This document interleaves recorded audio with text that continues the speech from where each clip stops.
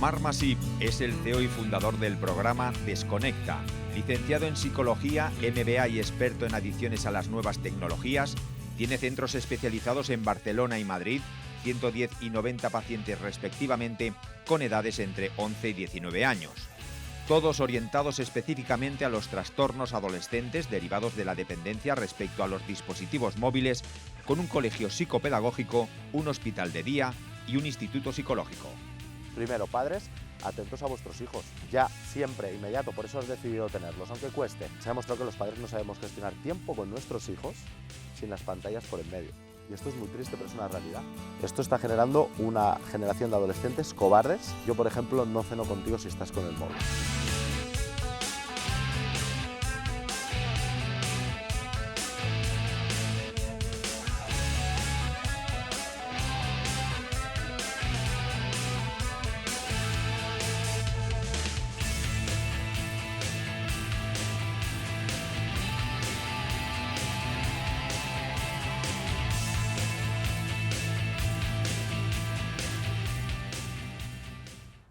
Muy buenas, Marc. Psicólogo, fundador y CEO de Desconecta y experto en adicción a nuevas tecnologías. Lo primero que te voy a preguntar, directo al grano, ¿cómo podemos saber si nuestro hijo tiene adicción a las pantallas? Hay criterios clínicos, pero lo primero es utilizar el sentido común. Si tú ves que tu hijo llega cada día bebido o drogado a casa, vas a pensar que tiene un problema de adicción. Por lo tanto, si ves a tu hijo o a tu hija constantemente con el teléfono móvil, ahí tienes una clara señal. Es verdad que para hablar de adicción nos basamos en varios conceptos que creo que son importantes. El primero es el síndrome de abstinencia, cuando quiero utilizar algo y no puedo. Esto lo detectamos muy bien con el tabaco, pero en cuanto al teléfono móvil o los videojuegos también hay mucho síndrome de abstinencia. La sustitución de actividades, el hecho de dejar, creo que este es un punto importante, el hecho de dejar de hacer algo por estar con una pantalla. En los jóvenes, estudiar, quedar con los amigos, aburrirse, estar en familia, hacer deporte, pero también en los adultos.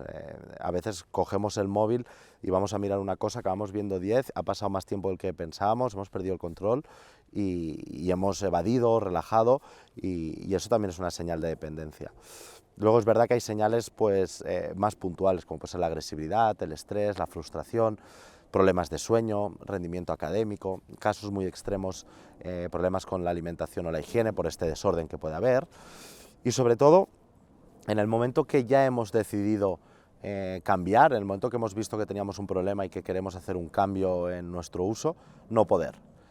Esto lo vemos muy claro en una persona de 55 años que decide que está fumando, sabe que fumar es malo y seguro que lo quiere dejar de hacer, pero no puede. ¿Por qué? Bueno, pues porque está enganchada, ¿no? Entonces, cuando alguien quiere utilizar menos las pantallas y se da cuenta que no puede, es un claro ejemplo de dependencia.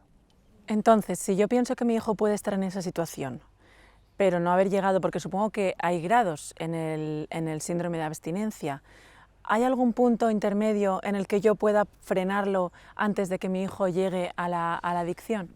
Siempre la prevención es éxito y lo menos frecuente, pero el problema viene mucho más de base. Es decir, de los 0 a los 6 años no tendrían que ver nada de pantallas, absolutamente nada.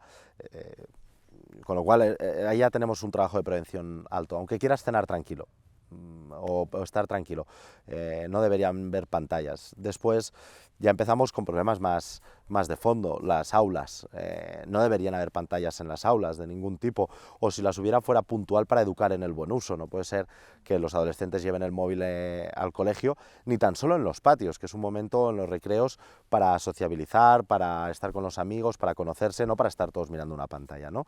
No puede ser que el ordenador o la tableta o el Chrome esté presente en el aula, porque es evidente que distrae y que va a tener, hablamos de cortafuegos y de controles parentales que no sirven para nada porque los chicos van muy por delante, es como el doping y el antidoping, ¿no? Entonces ya vamos a problemas ya más de fondo. ¿Qué leyes tenemos ante todo el uso que se está haciendo de la tecnología, ante todo lo que viene por parte de las grandes empresas tecnológicas, que lo único que fomentan es el uso? ¿Para qué? Pues para su propio beneficio. No tienen ningún tipo de regulación y, lo más importante, no hemos dado formación ni a profesionales, ni a familias, ni a institutos. No hay ninguna norma que rija el buen uso o ninguna educación que forme a los padres y madres para hacer un mejor uso. Entonces es todo caótico. Al final vemos que los adolescentes donde más utilizan el teléfono móvil es en su habitación, concretamente en su cama y en el baño, y es porque los padres no están vigilando, es donde tienen su intimidad. ¿Para qué? Para consumir libremente. Y es que al final todos lo que más deseamos en esta vida es la libertad. Pero ¿de dónde viene la libertad? La libertad se adquiere con el conocimiento. Cuando más sé, más puedo escoger y por lo tanto más libre soy. Pues si estamos diciendo que la libertad va subiendo en base a tu conocimiento, ¿cómo puede ser que les demos una libertad absoluta sin ningún tipo de conocimiento? Porque no les estamos educando, no hay libro de instrucción, no hay asignatura, los padres no sabemos qué decir, tampoco nos podemos enterar de todo, que también tenemos nuestra vida, con lo cual lo primero es formar, luego ya veremos cuando están preparados, también depende del caso, evidentemente, pero mira, yo creo que nunca antes de los 16 años un adolescente tiene que tener un smartphone. Puede tener un teléfono convencional que nos sirva para urgencias, para contacto, para tranquilidad paternal, pero antes no lo necesita, ni le van a aportar nada a las redes, ni va a tener más amigos como creen algunos padres porque todos lo tienen, todo lo contrario, va a perder herramientas de relación interpersonal y va a tener una comunicación más cobarde, y el cerebro no está madurativamente preparado, y además las propias redes te lo indican, que son para chavales de 16 años, no para chavales de 10. Entonces un buen método de prevención es darle el móvil y dejarle utilizar las redes cuando toca, no cuando nos lo pide o cuando creemos que tiene que ser, para nosotros, repito, vivir un poco más tranquilos. Salimos de hecho de una pandemia en la que hemos utilizado la tecnología de forma sobreabundante. Parece ser que los niños la única manera de aprender que tenían era conectándose a las clases online. También los padres, pues, superados por el confinamiento, niños encerrados, hemos recurrido de manera también más de lo deseable a las pantallas. ¿Eso ha pasado factura? ¿Tú lo has notado, que en el entorno en el que tú te mueves los niños estén teniendo más dificultades en este campo? Yo fundé Desconecta hace 10 años y nunca había visto nada igual. El titular de la pandemia o el confinamiento ha afectado a la salud mental es una realidad. Y también lo sé por colegas de profesión. Hay más y más agudos, pero no hay más adictos a las nuevas tecnologías. Es que los hemos detectado ahora, porque los padres hemos estado más tiempo con nuestros hijos, pero ya teníamos el problema en casa. Sí que es verdad que esto puede haber hecho de trampolín o de altavoz para dinamitar más este problema de dependencia y para verlo más, ¿no? Se ha demostrado que las clases online no son útiles, que la educación presencial no tiene nada que ver con la virtual. Se ha demostrado que la sobreexposición a pantallas es negativa en trastornos de alimentación, en el TEA, en la conducta, en chicos sin trastornos. Se ha demostrado que los videojuegos, como dice la OMS y como estamos viendo, son causantes de enfermedad y patología, y el abuso es altamente dañino. Se ha demostrado que los padres no sabemos gestionar tiempo con nuestros hijos sin las pantallas por en medio. Y esto es muy triste, pero es una realidad. Hemos tirado de pantallas para estar con nuestros hijos en casa.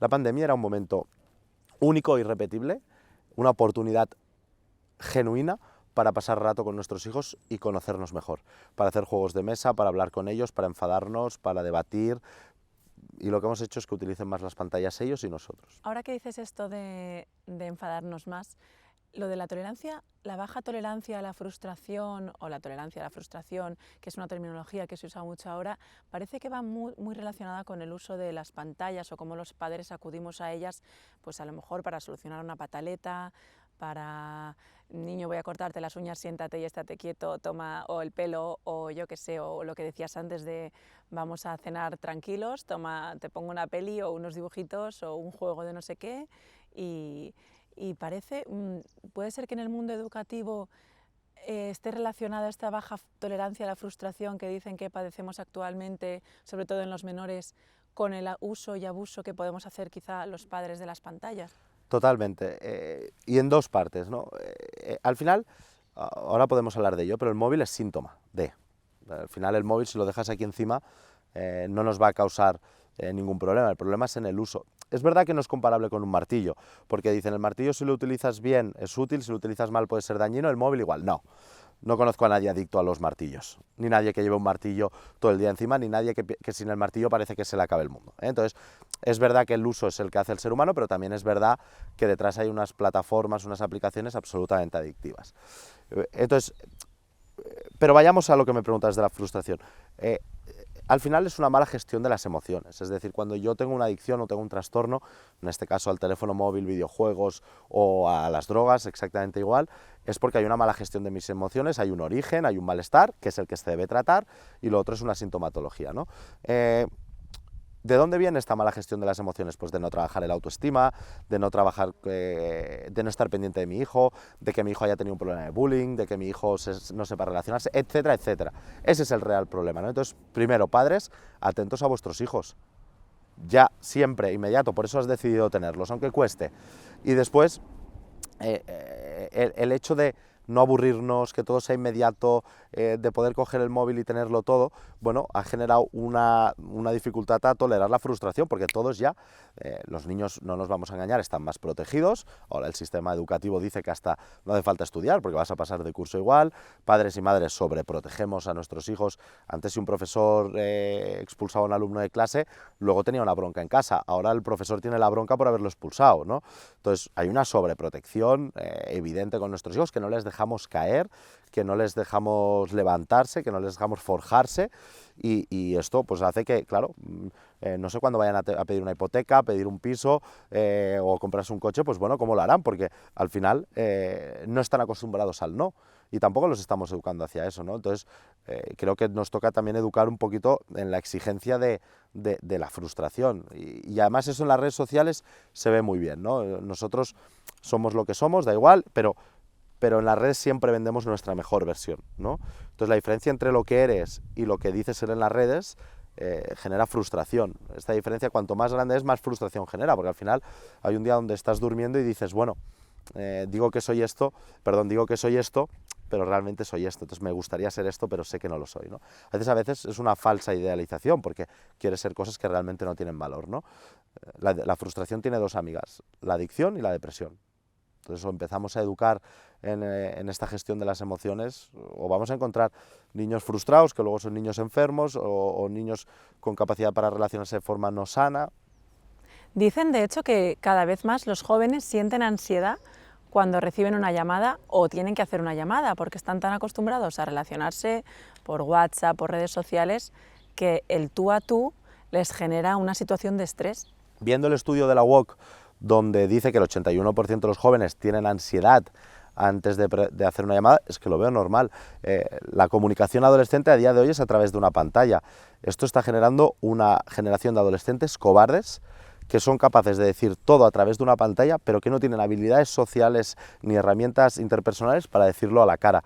Entonces, claro, pues evidentemente les genera ansiedad hacer una llamada o incluso decir algo en persona. Y no olvidemos que por mucho dinero que le dediquen las grandes empresas, por muchas aplicaciones que salgan, una mirada, un abrazo, un encaje de manos, empatizar, entender a la persona en el cara a cara, jamás se va a parecer a un chat. Puede ser más fácil, pero nos estamos equivocando si les permitimos que la comunicación sea a través de una pantalla y no en el cara a cara.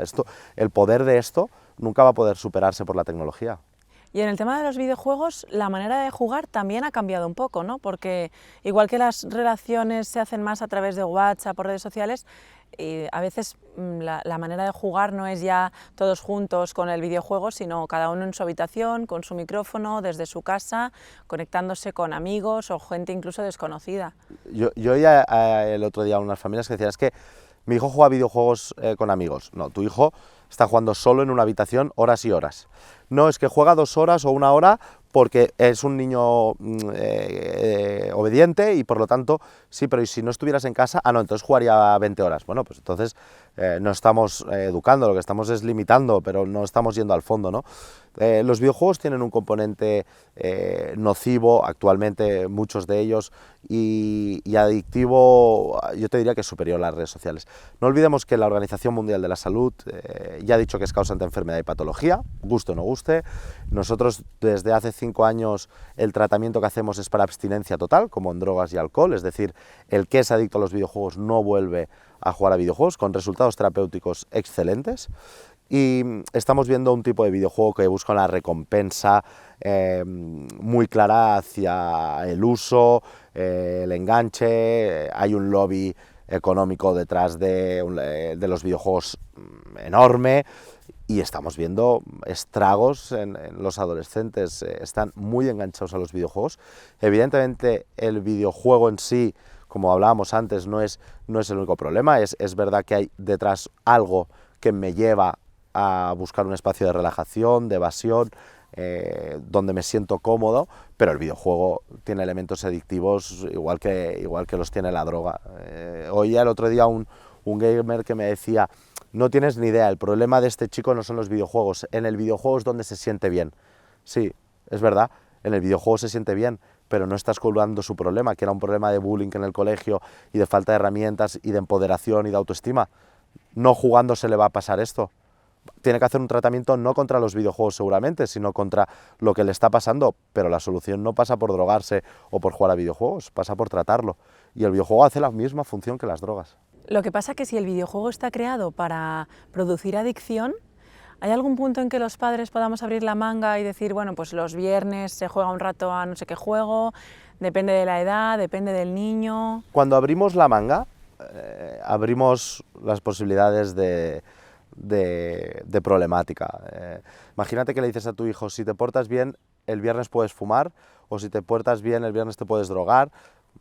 Yo en el caso de los videojuegos creo que la prevención se debe tomar exactamente igual que las drogas y en el tipo de videojuego nocivo, el tipo de videojuego que hay ahora y sobre todo en menores, ¿no? Luego ya evidentemente a otras edades. Por lo tanto, premiar o utilizar moneda de cambio las pantallas es un error. La educación sexual, la educación por consumo, la educación en pantallas es indiferente de si tu hijo se porta bien, de si saca buenas notas o de si le gusta el tenis o el violín. Son educaciones que se tienen que hacer sí o sí bien, por su bien, y ellos tienen que entender que si yo no le voy a dejar tener una conducta sexual que no es sana para él si saca buenas notas, pues tampoco lo haré con el tabaco, con las drogas o con los videojuegos o con el móvil. Hay que educar. En este caso podemos educar en el buen uso, en el caso de las drogas evidentemente no, pero en el sexo, por ejemplo, sí, e indiferencia de cómo sea mi hijo o de lo que haga mi hijo. De todas maneras, un problema que tenemos ahora los padres es que, aunque yo diga, hasta los 16 años a mi hija no le voy a dar el móvil, pero resulta que mi hija sale a la calle y 3 de 5 amigas suyas lo tienen. Entonces, si consideramos que no están capacitados hasta los 16 años para gestionar las pantallas y, sin embargo, fuera en la calle sí que tienen acceso fácil porque sus amigas lo tienen, ¿cómo podemos gestionar eso los padres para que no se nos vaya de las manos incluso sin darnos cuenta de que eso está pasando? Esto se debe gestionar igual que las drogas. Todos los que hemos sido jóvenes nos han ofrecido drogas y a todos los adolescentes les van a ofrecer drogas. ¿Qué hacemos nosotros? Educarles, crearles una hoja de ruta para que cuando les ofrezcan sexo sin seguridad, cuando les ofrezcan alcohol y no toque, cuando les ofrezcan drogas, sepan decir que no. Si tú no vas a poder ir a perseguir a tus hijos para que todo lo hagan como tú quieres, tampoco sería la gracia de una buena educación, pero sí le puedes decir, oye, le puedes educar para que cuando pase esto, tú lo que tienes que hacer es decir que no, porque no es bueno para ti. Oye, enviamos una foto desnuda o desnudo que es muy divertido por una red social. Seguro que se lo van a ofrecer, pero tiene que tener la educación previa a eso, ¿no? Entonces, volvemos a lo mismo, es que ya desde muy pronto en los colegios y en los hogares se tiene que educar en las nuevas tecnologías. Lo que pasa es que nos falta entonces quizá a los padres aplicarnos un poco, porque claro, para nosotros es más complicado el no utilizar las pantallas en el día a día, porque al final es trabajo, es vida personal, son gestiones del día a día que tenemos que hacer a través del móvil, pero al final nuestros hijos nos están viendo. O sea, es muy complicado decirle a tu hijo no uses esto, rechaza cuando te ofrezcan, tal, cuando nosotros mismos somos los primeros que lo utilizamos a diario y de manera recurrente. Bueno, pero piensa una cosa, cuando hablo con los adolescentes te dicen que se sienten ignorados por sus padres porque están con las pantallas ignorándoles a ellos y que eso les duele y les genera ira. Igual que luego ellos lo hacen con sus padres, ¿no? Nosotros debemos ser el primer ejemplo, espejo para todos. Si vas por la calle, los adultos hay más con móvil que sin móvil. El 70% y pico de los accidentes en España son por mirar el móvil y los adolescentes no lo usan. Por lo tanto, también hay un ejercicio entre los adultos de empezar a hacer un buen uso. Ahora, evidentemente, el padre y la madre tienen que entrar en las redes, tienen que conocer el PIN de su hijo, tienen que saber qué perfiles tienen. Tenemos que estar activos en esa formación. Claro, si tu hijo llega con aliento a whisky y con la chaqueta llena de humo de tabaco, no es que el de al lado haya bebido y fumado, tenemos que tener ahí un poco de criterio, ¿no? Entonces, hemos decidido tener hijos, sabemos que es muy difícil educarlos, pero no pasa por darle una pantalla y que se callen, pasa por el esfuerzo que hemos decidido tener, por lo menos si queremos que las cosas vayan bien. Cuando los menores no son los que están delante de la pantalla, sino detrás, y somos los propios padres los que les exponemos en cierta forma, pues para mostrar que están guapos, que sus primeros pasos, o para poner un ejemplo de algo, ¿hay algún punto medio en el que eso pueda ser una realidad sana para el niño o es peligroso en cualquier caso, tanto desde la vivencia personal del menor como niño que está delante de la cámara, a lo mejor de manera recurrente, como desde la experiencia de estar al final expuesto en las redes sociales? La recompensa en dopamina, en los likes, en los comentarios, en los seguidores, la tiene igual el adolescente que el adulto, ¿no? Entonces, utilizar a nuestros hijos a través de una publicación, por ejemplo, en una red social, para conseguir esto, o porque simplemente queremos compartirlo, o porque nos hace ilusión, para mí es desaconsejable, por dos motivos. Primero, porque él no ha podido decidir en aquel momento si sale o no sale, y segundo, que algún día tendrá 20 o 30 años y a lo mejor te recrimina que lo has hecho, a lo mejor no, pero a lo mejor sí te dice que él no quería salir y eso ya no lo podrás tirar atrás, porque no olvidemos que todo lo que hacemos en Internet es para siempre. Entonces, estamos por nuestro beneficio o por nuestra ilusión o incluso desde el amor, pero no estamos dejando decidir a una persona si salir en redes o no. Entonces yo lo veo desaconsejable. Y en el tema de la pornografía, que cada vez es un tema más preocupante, cada vez los menores antes, más jóvenes, recurren a búsqueda de imágenes, de información. Bueno, estamos en lo mismo, ¿no? Hay que evitar que lleguen allí, pero antes de llegar allí, ¿qué podemos hacer?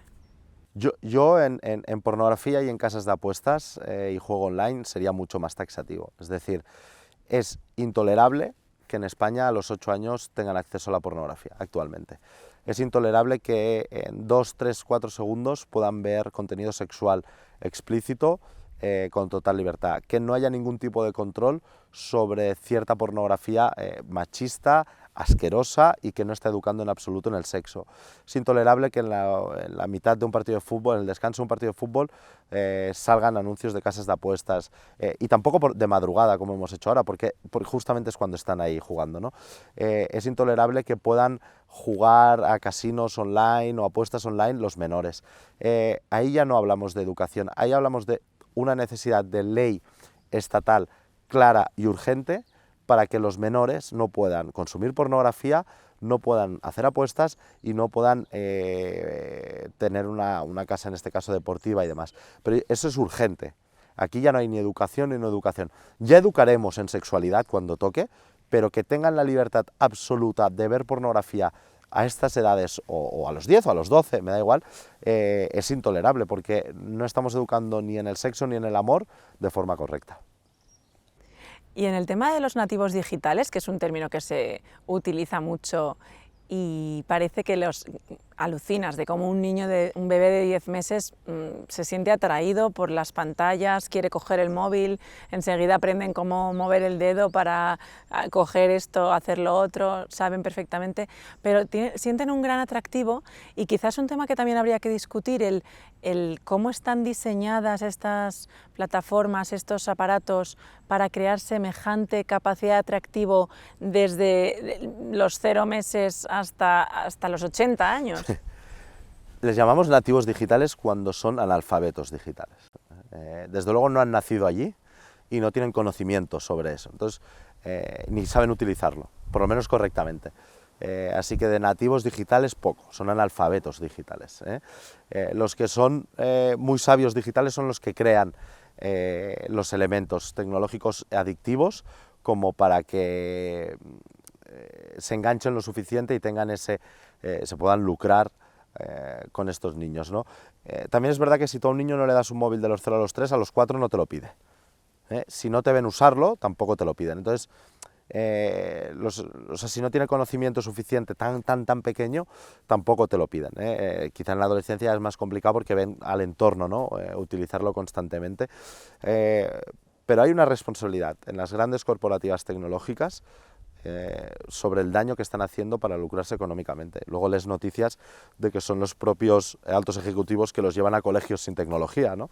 Es evidente que que también nosotros como sociedad, como familias, debemos dar un pasito atrás en lo tecnológico, dar 3 adelante en lo humano, ver qué queremos consumir. Dicen que cuando el producto es gratuito, el producto eres tú. Y desde luego así lo estamos haciendo, pero es responsabilidad nuestra, como pasó con la ley antitabaco, como pasó con el casco en la moto, poner límites, normas sociales de convivencia para que todo vaya mejor. Yo, por ejemplo, no ceno contigo si estás con el móvil. Mi pareja no duerme con el móvil, pero no porque yo se lo obligue, sino porque ya no sería mi pareja, ¿no? Mis amigos en una reunión no utilizan el móvil para ignorar a los demás. Entonces cada uno ya se relaciona con lo que quiere, pues el que se droga con los que se drogan. Tenemos que ser nosotros los que también rijamos el orden social en torno al uso de la tecnología, porque si no nos van a comer. Una última pregunta, que es más bien una duda práctica. Si yo, por ejemplo, a mi hija de 11 años lo que le regalo no es un móvil, sino un iPod para que escuche música, por ejemplo, ¿eso también supondría un perjuicio para ella a nivel de relación con la pantalla? Bueno, yo pienso que la música ahí es diferente. Igual que pienso que un móvil sin conexión a internet es diferente, podemos encontrar infinidad de soporte tecnológico, no de sustitución, pero sí de soporte tecnológico que les vaya bien. Pues por ejemplo, un chico escuchar música, también cuidado si lo dices por tu hija, qué tipo de música escucha, porque el reggaetón de ahora pues tiene unas letras altamente curiosas, ¿no?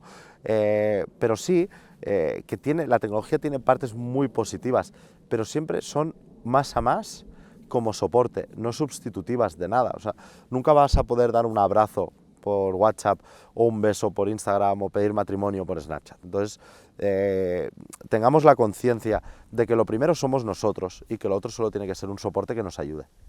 Te he dicho que era la última pregunta y no era verdad. Ahora sí, te lo prometo.